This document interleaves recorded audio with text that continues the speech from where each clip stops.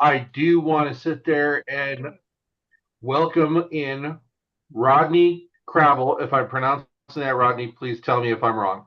But Rodney is with Comcast Business. His career is a powerful example of how successful translation of discipline and expertise from the military comes into the corporate role. Rodney is a 12-year U.S. Air Force veteran, culminating as a program manager. Since transitioning, he has not found a job. He has leveraged his absolute strategic mindset across supply chain logistics at UPS, growth enablement at Amtrak, and recently his tenure at Comcast NBCUniversal, where he doesn't just support the veteran community, he built programs serving as the senior project manager for military and veterans affairs and pioneering corporate fellowship, apprenticeship, and skill bridge programs, placing hundreds of veterans in corporate roles. He now brings that experience to his position as senior business account executive while pursuing his credentials from Embry-Riddle. Rodney is detail-oriented, strategic, thoughtful, and he is someone you definitely could use as an example as we are transitioning. Good morning, Rodney. How are you doing today, sir? Morning. That was a crazy intro. I haven't heard that before. Thank Uh, you. welcome to this is the reason why the leadership likes me to do these. I really do like my introduction. When I like to host these, I like to sit there and say, pretend you are a Marvel superhero, sir. Give us your origin story. How did you get to the Air Force? It was to be honest, it was either drop out of college and work at Subway or, do something with my life that actually meant something. Um, so I chose the latter. Uh, joined the Air Force because I've always loved aircraft and airplanes since I was a little kid. And yeah, worked my way through that. And 12 years later, back in 2013, when they were, doing the force shaping and pushing folks out, I took advantage of it. Got a little pocket change for getting out early. But more importantly, I was able to, finish up my schooling. Was able to, obtain my MBA before I got out to you know, try and set myself up for success. Smart maneuver, getting your MBA while you were still in. I wish I did that while I was in, and I did it on the back end when I hit Civilian Street, and I really sat there and shot myself in the foot. But the biggest thing when it comes down to what we're doing here is transition. And your resume is stacked. So, like for example, looking at your LinkedIn profile, it said flight engineer and training manager in the Air Force to, now you're sitting there at UPS. What was the single most challenging military acquired skill to translate onto your resume? And how and when did you finally be able to articulate that to a recruiter? Uh, to be quite blunt, it took me all the way up until actually I got my job at Comcast before I kind of figured it out. Um, you know, I say the most difficult part at that time to translate was having actual relevant experience. Um, I remember going through, booth to booth, speaking to different employers. It really the only thing offered at that time was, uh, you know, a line technician or waste management, um, or retail sales. It didn't matter how much experience I had, how much education I had. So trying to navigate that, eh, and trying to explain that, you know, my leadership ability, but also what I did within, the training department, but also working various programs, trying to articulate that was probably the most difficult thing to do at that time, which nowadays is a lot easier to do with all the programs out there to help those transitioning to take advantage of, but also you have, amazing AI programs. I always recommend Claude as the best writing tool out there when it comes to AI. Um, but thinking back and even still today, I see folks who are transitioning just having trouble really articulating what they did. And the biggest one was, everything they did within the service was some sort of program or some sort of project. Every single task that they had, that's a project, because you had to think about from the beginning all the way to the end. You always had a budget. You always had timelines. So those right there are projects. So essentially, every single person then within the military, no matter what you did, was a project manager. Um, and the same thing with program, right? As soon as you're in E4, and in O1 and up, you essentially created and ran programs. Whatever you were assigned to, that was a program. So you were essentially a program manager. Um, but I think that's still the struggle today for service members transitioning.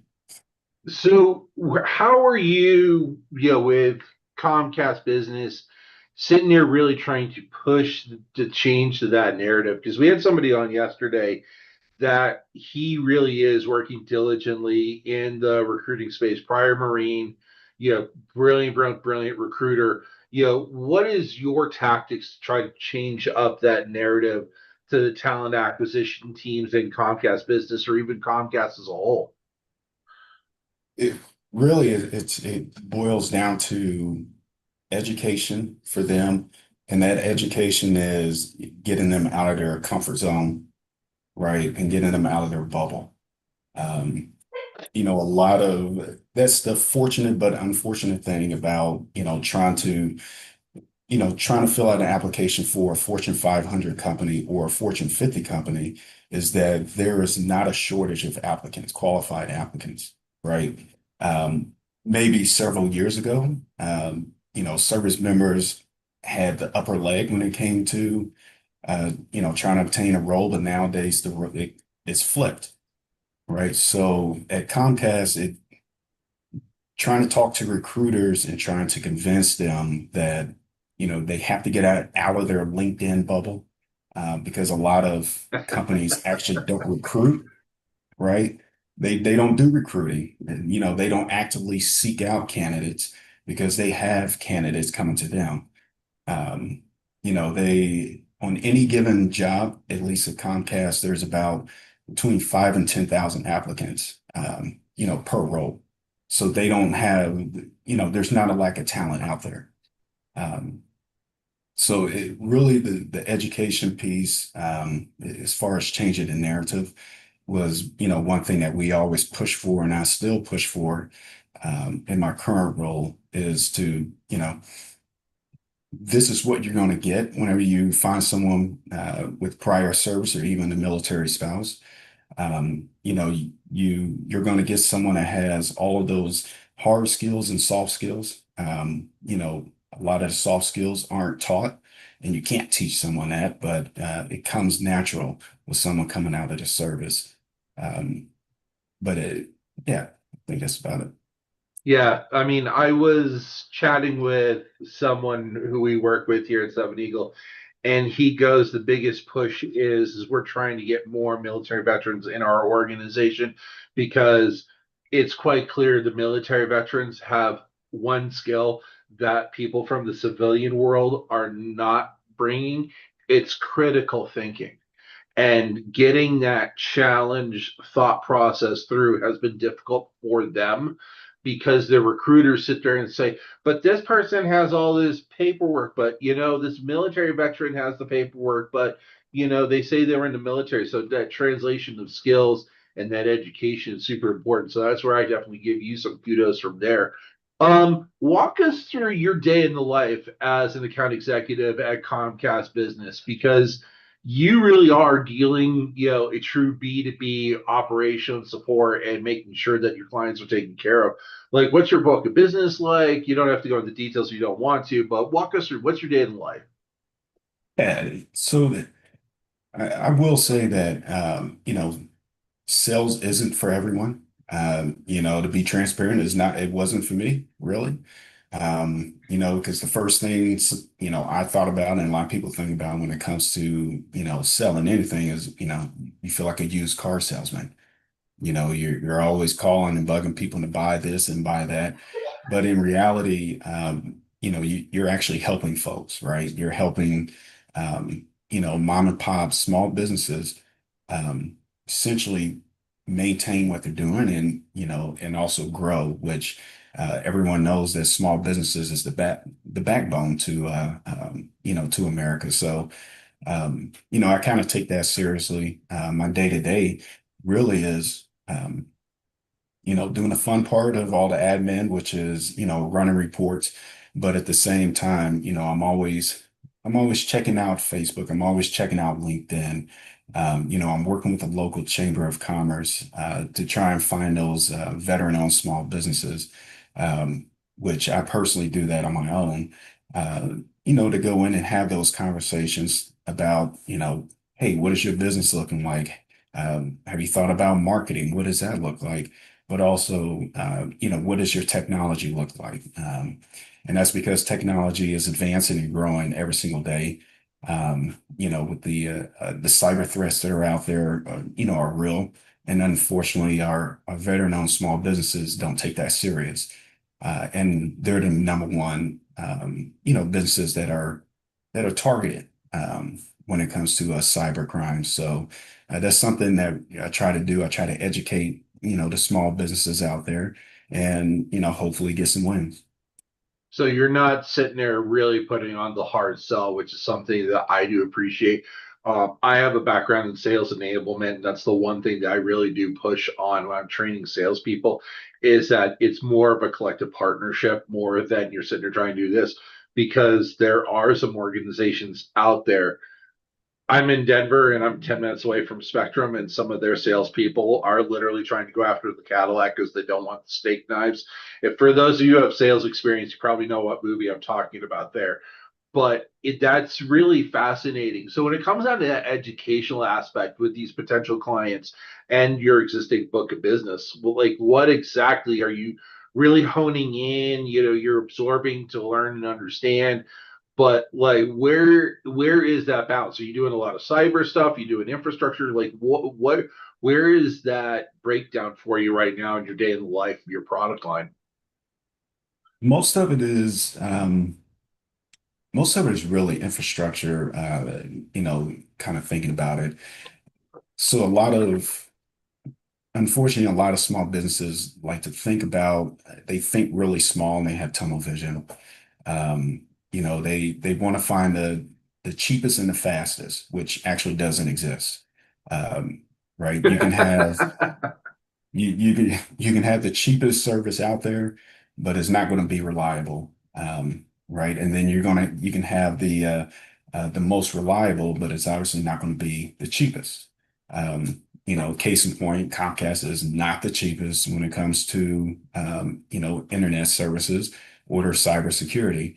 And the reason why is because they've invested so much, in the infrastructure, which I used to think that, oh man, they charge $200 for, cable internet. That's crazy. I can go and, do the cord cutting and all that fun stuff. But in reality, actually working here, kind of learning that there's there's a lot of money that goes into, the infrastructure when it comes to anything fiber or anything coax or even television. But when I'm thinking about my book of business, most of it is trying to build up those infrastructures for the small businesses, just so they're protected for the future. Um, because technology changes every single day. So you're trying to keep them, a couple steps ahead, uh, and ahead of the curve. In reality, kind of pushes them ahead of their competition as well to help them with their business. Let's talk about, getting those veteran small businesses up to speed with your product and everything available there. It is something that is kind of overlooked per se. Where have you used some of your, besides, that rapport of, hey, I'm a veteran, you're a veteran, but using some of your past civilian experience and compounding on your military experience to leverage and get something closed and build that trust and relationship with somebody. Walk us through something like that. Yeah, me personally, because when it comes to sales, and especially in the technology side of the house, it really comes down to trust. So, and building that rapport because, you walk in the front door and of course, they see, oh, here we go again, another salesperson, right? So, me personally, I always go in, you know, they ask me a question, I always warn them before I answer that, it's a good thing and a bad thing, but, you know, my core values, integrity, right? And I do the right thing. So if you ask me, I'm gonna tell you the truth. Whether it's good for me and good for business or if it's bad, I'll just tell you the truth. So um, that's kind of, I guess, my flavor that I like to use when it comes to, um, thinking about my military background and, what it's taught me about, just always doing the right thing, putting the best foot forward, but also trying to um, do the best I can to help someone out and to help them out. And I try to use that to my advantage, um, to build that trust with them. And, I go in and I'm not honestly not really there to sell. I'm just really just stepping in, saying hello, asking how the business is doing, how your technology is doing. I don't care if you're using AT&T or Spectrum or whoever, I'm just asking how's it going? Is there anything I can do, to assist you to help you out? And if not, I say my piece, walk out and say bye because 6 months later, they're going to be the ones that call and say, hey, I really want to work with you, because you didn't push and you're not really trying to sell. You're actually just trying to here to listen and help us with our business. Love it, love it, love it. I kind of want to talk a little bit about product lines and things like that because, as you can probably see, there's a lot of people here that are interested in cybersecurity, IT, program management, things like that. Has there ever been a time to where you have something within the product that you just sense is a little bit off and you've had to partner with those working groups in order to maybe give them insight, or is it just one of those moments like, what did they come up with this time? Something like that. How is that cross-functional relationship with your teams inside a Comcast business? Yeah, so it's you know, be transparent. Unfortunately, when it comes to the businesses are so big and separate.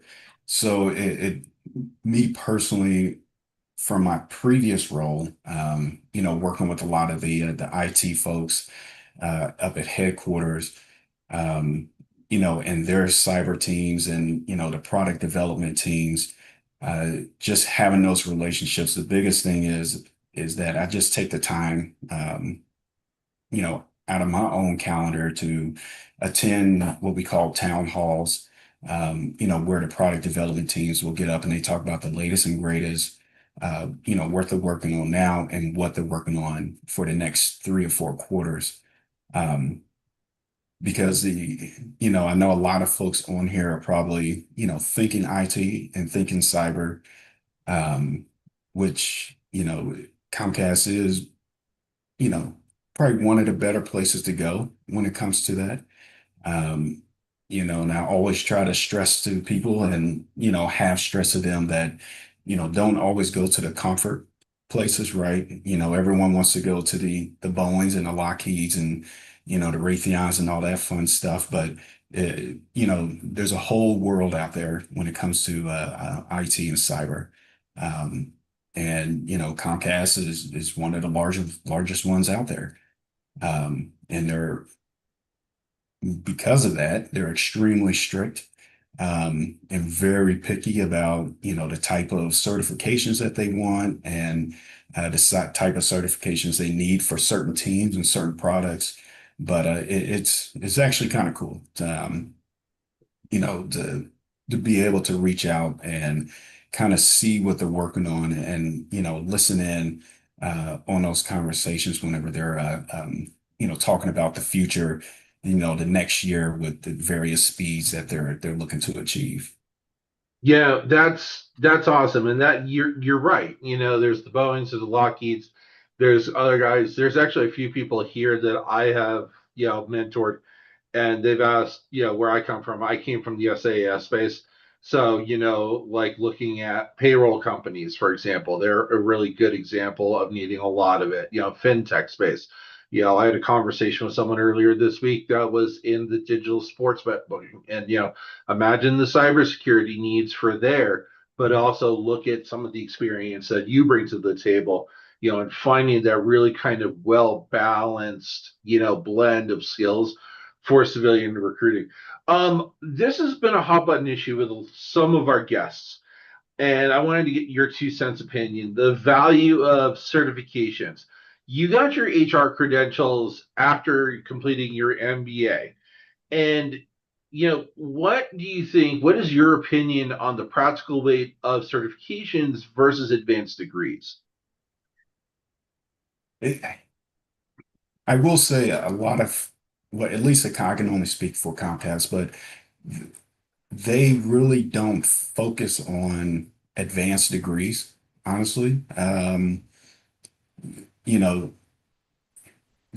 because everyone knows really an advanced degree just means that you took the time to sit through and listen to, people talk and write some papers. And then you got a plaque saying that you completed it.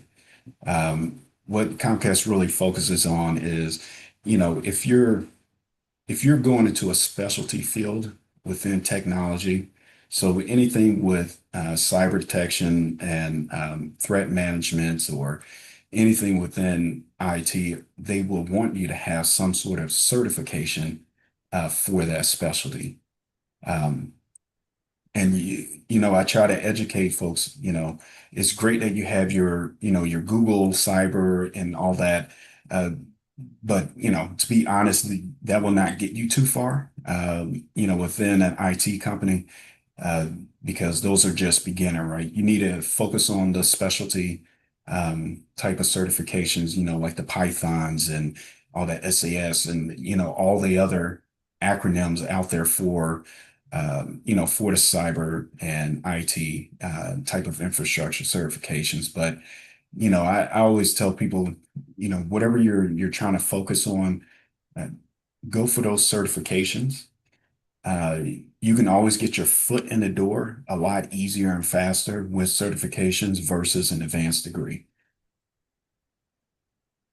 Anyone who is on the cybersecurity track, feel free to sit there and ask questions, because this is a guy who you really want to sit there and get to understand, because he's going to be able to give you the clear direction. So definitely, for those of us who don't deal in cybersecurity in the cyberspace, yeah, you mentioned Google as the good start point. Where do you recommend to sit there and maybe go for more intermediate level training and certifications, more advanced? What's your recommendations there? I would search around for and honestly I can't think off the top of my head, but there are a couple online schools that are military friendly, uh, that has some really good IT and cyber programs. But the biggest thing is just do the research. Find those yellow ribbon schools so you can use your GI Bill. Don't pay out of pocket. That's silly. Use your GI Bill and take advantage of the free school and get paid for doing it. That's how when I did my HR certification, I used that extra money, to, put in my savings. Um, but yeah, I would do some research for some really good yellow ribbon schools that focus on cyber. Uh, if anyone reaches out to me personally, I'll be able to go back in my archive and find a couple of those universities. Um, but I guess that's just the biggest takeaway from that. It's just do the research, um, get it from an accredited university, um, and don't depend on, the Google certs, and that type of stuff. They're great, to get your feet wet, but if that's really what you want to do and it's your passion, I would look for in a credit university. Love it, love it. What do you do to future-proof yourself besides roundtables and community events and things like that? What are you doing to stay ahead of the curve and be the best in your field as a Comcast business account manager? Honestly, just that. Trying to keep my network open. Working with local veteran small business organizations is a big one. And also working with our government affairs team, here at Comcast. So our government affairs team, they work with the bases, the local bases, but they also work with the local municipalities um, and their different veteran organizations, and they're always looking for help. It's easier to have someone like me that's local that can speak the language, or understand something is being said or what's written within a contract. So that's kind of how I stay involved. For instance, next month, I'm going to a small veteran-owned business networking event. Not going there representing really Comcast, more just going for myself. And kind of do like I do here, just educate folks of what's out there and what's out there for their business and how to use, those tools and resources to help them grow. What are some of the those organizations look like? Because I know here in Denver, we have organizations like Veteran Beer Club to where you have that networking event. And then there's a few others. Obviously, Lockheed does sit there and put one up once a quarter just to, maybe drive some business here and there. But what are some of those groups look like? And besides leveraging yourself and your experience, what are you going in to listen to understand for and listen to absorb for? Yeah, so one of the biggest groups I personally like working with is with IVMF. Um, Syracuse University have a great entrepreneur track programs for veterans and spouses. Uh, but for me personally, I always like to be a fly in the wall, and talk to the folks there, find out what their pain points are, find out what they're struggling with, which, I always found that most of them always, have issues with funding, right? So, that's when I always recommend, well, Wells Fargo is really good, when it comes to veteran-owned small businesses. Then a lot of them, have trouble with advertising, um, which Comcast advertising, and is a great resource when it comes to that, because a lot of small businesses kind of don't think about, you know, how to properly market. They usually put all their eggs in a basket to social media, um, which social media is great, but you really can't reach the audience that you want to reach and be strategic about it. So I try to educate folks about, hey, there is opportunity for you to really get out there. Um, um, but yeah, I really enjoy just being a fly on the wall, and sprinkle in, bits of knowledge and try to point people in the right direction to help them. Love it. I love it. You've mentioned marketing, obviously cyber. Like, what are the product lines you support through with Comcast Business? Like, I know a little, I know enough to be dangerous, and obviously the some of the advertisements I've seen before. But like, what product lines and what verticals are you supporting within Comcast Business? Yeah, me personally, verticals, honestly, anything and everything except for hospitals or hospitality, and also schools because those are considered government. That's a 400-pound gorilla right there. Yeah, oh If yeah. you did that, I would applaud you from now to the end of time. Yeah, no, so anything but those, when it comes to verticals, I support. Um, you know, and as far as products, almost every single product out there. So, we have our business internet, which can be coax, it can be our hybrid coax fiber or our full fiber line. I support, but also kind of we like to call it our voice, right? So landlines. landlines when you go to an office. We support, and also Comcast Business Mobile products as well. We're pushing mobile really hard, within the company, trying to gain market space, from Verizon, and from AT&T. So we're really pushing that hard, but also we have little small products within there, with SD-WAN and Meraki, which are managed services that we offer to small businesses now. Really? You Yeah, offer that to small businesses now? yeah, yeah. So Wow. that's fairly new. It's Meraki is fairly new, probably earlier this year. Wow. That's I never would have thought that that's interesting. I mean, how's your success level with that? It literally just rolled out for us Okay. to sell it last month. Oh, So okay. yeah, so we've only had in our region maybe two folks that were able to sell it so far. Just because of the price point's pretty high, but so Yeah. it's not a fit for everyone. Um, but I mean, it's a pretty cool service. They don't, their IT teams are really just hands off. They don't have to do anything with it. Um, it's all managed by our folks, our teams up at headquarters. Uh, and we do a lot with backup services, but also we have products that do a little bit of marketing, help them build splash pages. Someone goes and logs into their website. We help out with that as well.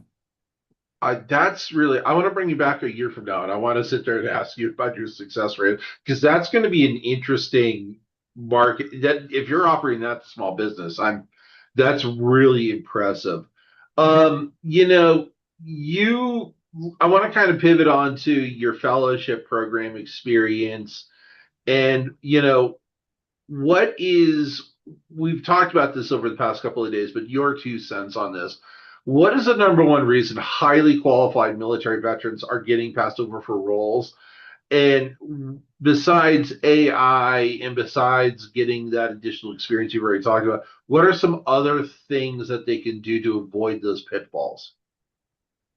Yeah, honestly, I think the biggest reason yeah, that I've seen that our service members kind of get passed over on is they over, we tell them, avoid the glass ceiling, but at the same time be reasonable when it comes to what role you're trying to apply for. Uh, and I've had to have a lot of very difficult conversations, with O6s, and E9s and such, and just let them know like, hey, yes, you have a lot of experience, um, and you are very high up in the military, but you're no longer in the military, and the civilian population don't care what your rank was in the service. You have to start from square one. That's just how it is. And once people get over that hump, we've always found that service members are promoted, twice as fast as their counterpart, which is the biggest thing. You always want to get your foot in the door. And once your foot is in the door, we've always seen they've been able to outperform and out excel their civilian counterparts. Um, so that's one of the biggest things that, I try to stress to, service members is you know, don't shoot for, management roles immediately. To be quite blunt, you're probably not qualified for it in a lot of companies. And the reason being is that you just do not have experience within that industry or that company. You have experience managing, but you just don't have the actual experience within the company because it's completely different. But once you're in, you'll be able to get promoted to those management roles, because you actually have that relevant experience that the company is looking for. Uh, and kind of thinking about, different fellowship programs as well. I wish those programs were available, when I was getting out. Um, but I will say before anyone, accepts any type of fellowship role, make sure you do your homework on the company itself. Look at their track record of their fellowships and their fellows, because there are companies that take advantage of those programs, right? They'll have, they taught and they'll say, yeah, we brought on, 100 fellows the last cohort, and, we hired 90% of them. Well, the thing is, you want to look at and ask around, well, what is the retention rate after 1 or 2 years of those fellows?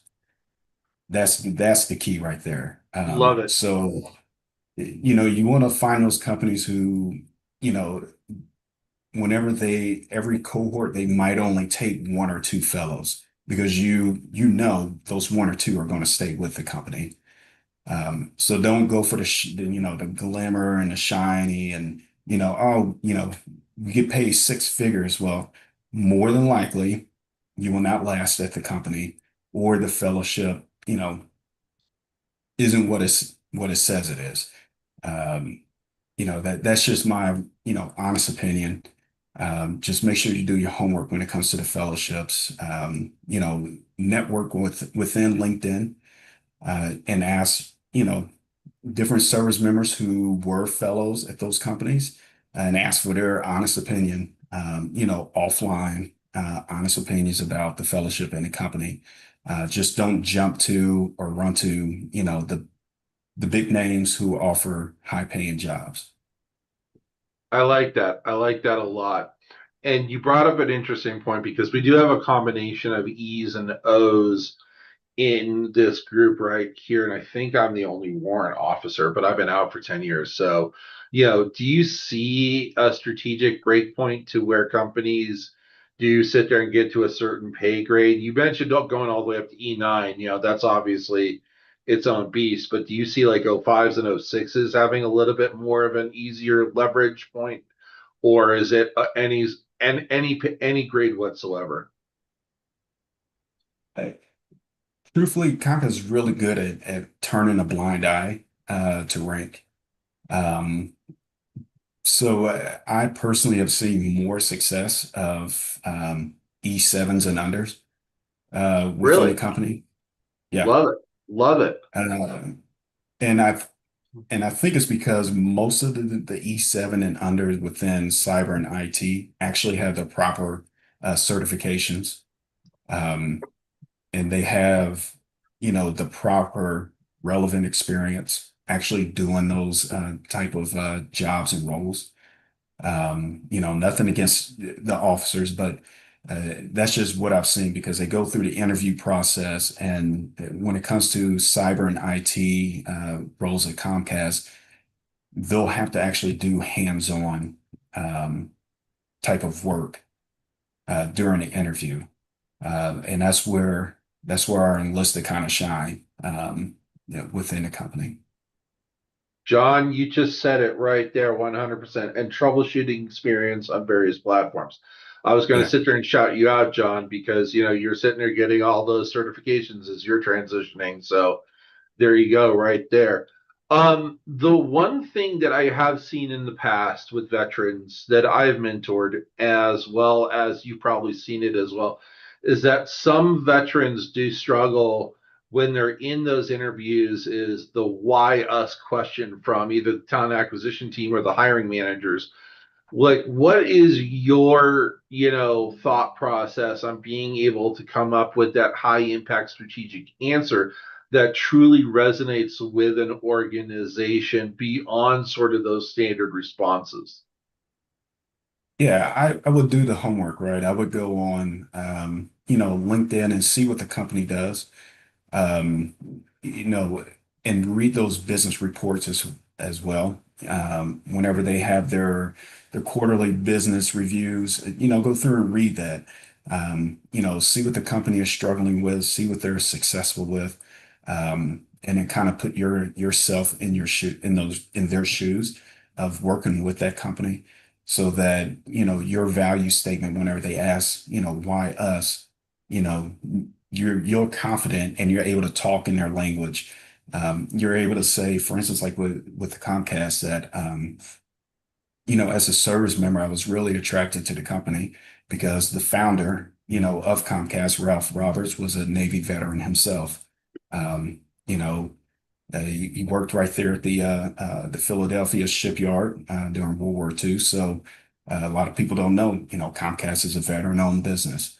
Um, so, little nuggets like that uh, really goes a long way with a recruiter and also shows that you did your homework, versus just giving a standard answer of, oh, I really love your culture. I'm a great fit.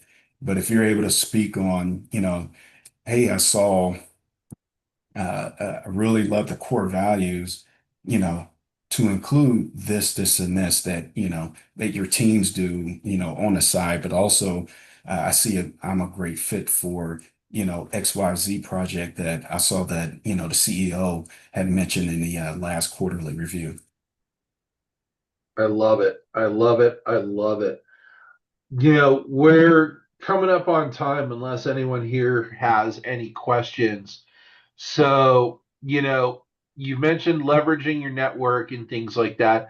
How often are you going to like non-veteran small businesses or medium-sized businesses and they sit there and they kind of read in on that and they sit there and they go, you know, hey, how do we leverage it? Things like that. Have you ever run into that at all? Because I know that I have in the past, to where some small business goes, I really want to sit there and, get connected into the veterans community. How do I do that? How would you counsel people with your experience to Yeah. that perspective? I always point them to the local chamber. Okay. Honestly, that's really the quickest and easiest for small businesses if they want to get involved. If they're a small business, they should already be part of their local chamber. But every single chamber in every town has some sort of veteran representative there. Uh, and it's just a matter of them just reaching out and asking, hey, when is the next, veteran networking event? Especially in the month of November, they're every single weekend for the most part. So that's usually the quickest and easiest that I direct small businesses. We mentioned it a few times, and I see in the chat Olivia has brought it up. Show of hands for those of us in the group besides Rodney. Who here knows what a chamber of commerce is?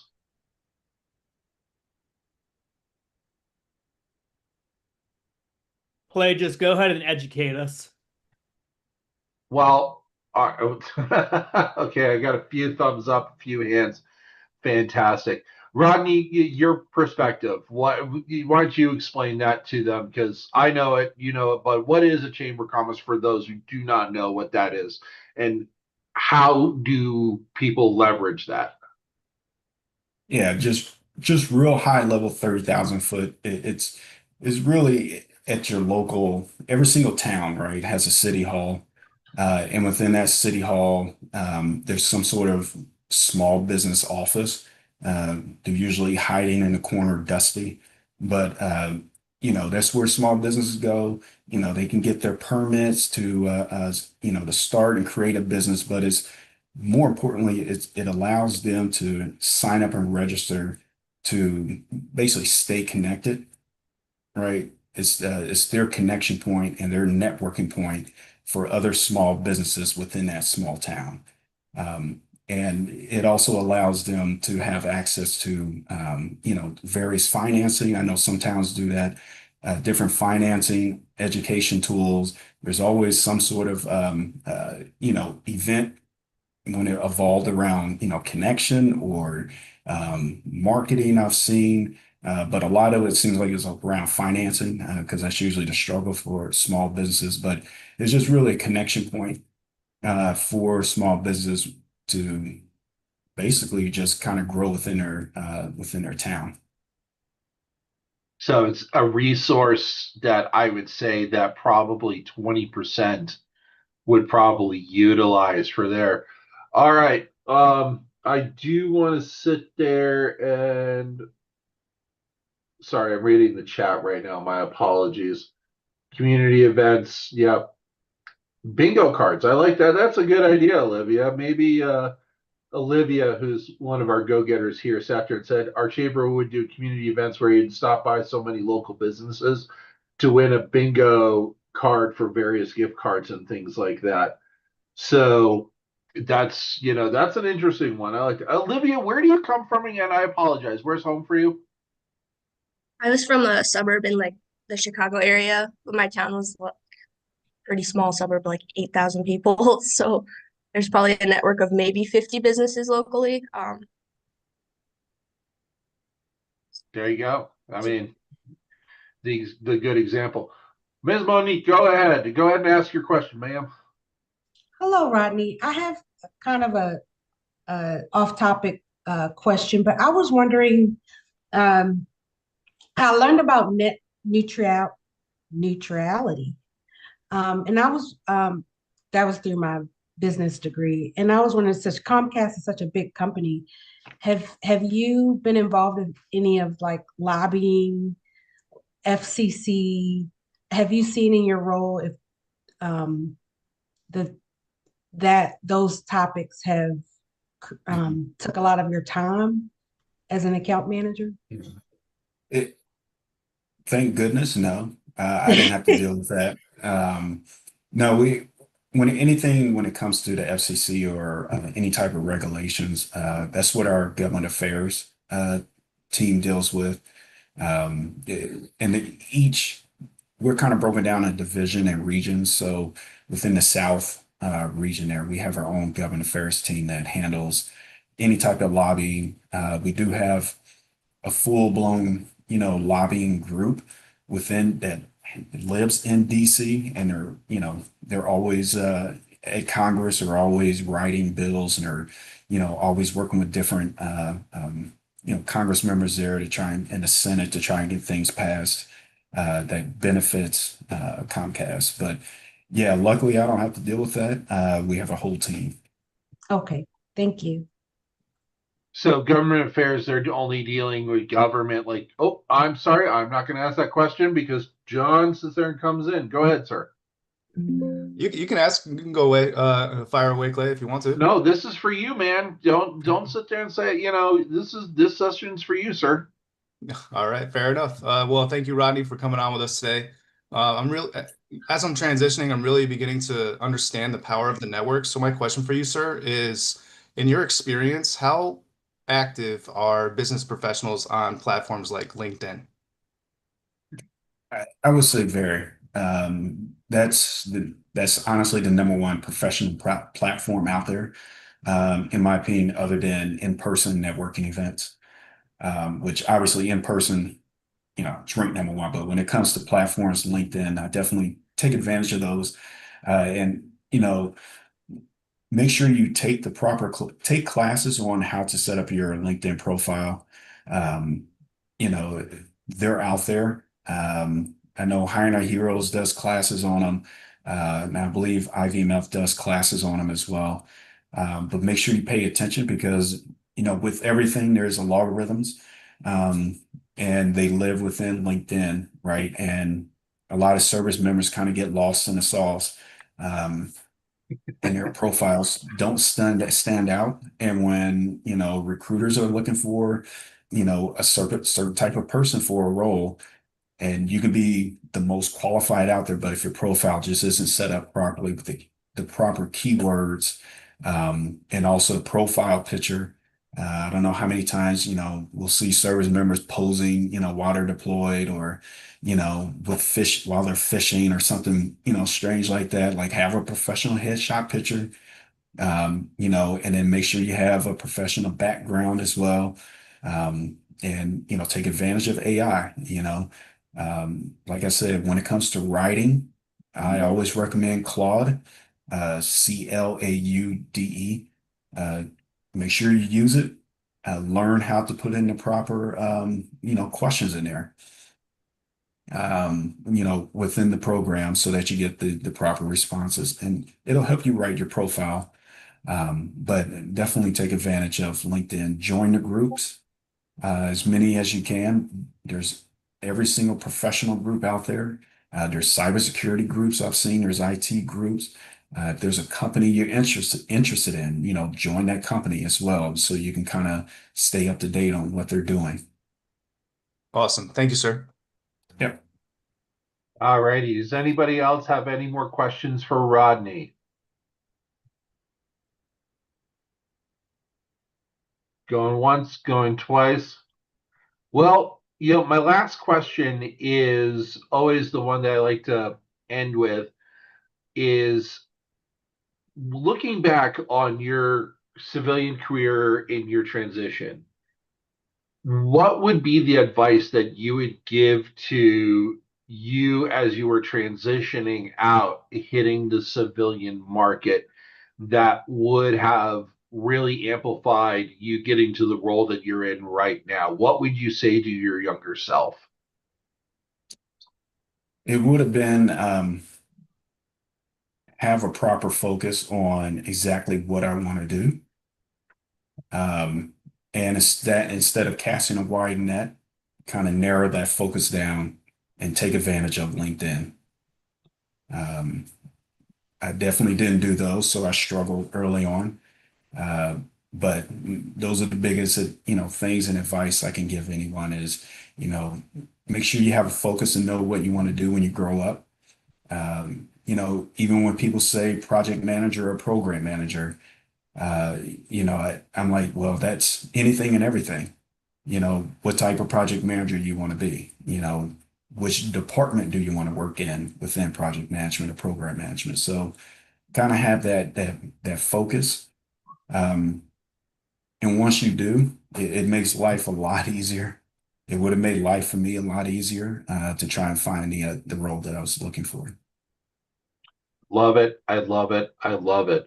All righty. Well, I do want to sit there and give you a little bit of time if you want to plug Comcast business and what you do. So, if you want to go ahead and plug the company right now, you can go right ahead, sir. Yeah, no, like I said, everyone, on here, just connect with me on LinkedIn. I'll also put my email here in chat so everyone has it.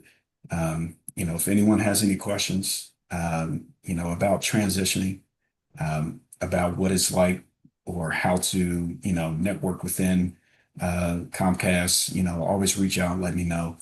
Um, you know, we always tell people, and it's actually the truth, it's more difficult to get hired at Comcast than it is to get accepted at Harvard. So kind of put that into perspective that, you know, most important thing is get your foot in the door, right? And if that means, taking on a sales role like one I'm in, I would do it, right? Because within 1 year, you're able to kind of jump, within the company, and you're able to apply for different roles after that first year, to get that experience. So, um, I just open up your breath, open your mind. Yes, be narrow focus with what you want to do and, what you want to grow up. But at the same time, sometimes you do what you got to do to get your foot in the door, with the company. And I will say Comcast is one of those. It's a large company, but it's very small, right? We have a great veterans group, with over 100, I believe it's up to it's almost 100,000 employees within our veterans group. So it's a very strong group. Everyone's tight knit. We look out for one another. We use Teams chat, and there's hundreds, thousands of people in the Teams chat, so everyone's always there for one another. But it's a great company to work for. Fantastic, fantastic. Rodney, thank you very much for your time today. We do greatly appreciate it. And we do appreciate all the hard work you're doing, not only for the veterans community, but for those veteran small businesses as well. So from the bottom of my heart here at Seven Eagle, getting emotional and verklempt, I apologize. Thank you so much for what you do. We look forward to having you back and chatting again in the future. And thank you very much for your time today. Now,